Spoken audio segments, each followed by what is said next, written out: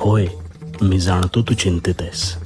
तुला मार्ग सापडत नाही ना, म्हणूनच सांगतो, अशा वेळेस ठाम राहा आणि जे सांगतोय आत्ता ते शांत चित्ताने ऐक.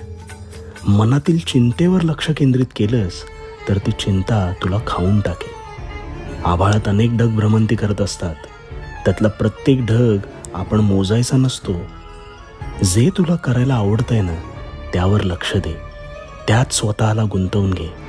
ही चिंता हळूहळू कधी दूर होईल हे तुझं तुला देखील कळणार नाही. जीवनात कधी दुःख आलं तर ते आपले दुःख आणि वेदना जगाला सांगत फिरण्यापेक्षा आपल्या घरातील जवळच्या व्यक्तीला सांग, जेणेकरून त्या दुःखाचा बाजार मांडला जाणार नाही. आणि भिवू नकोस, मी तुझ्या पाठीशी आहे. भिवू नकोस, मी तुझ्या पाठीशी आहे.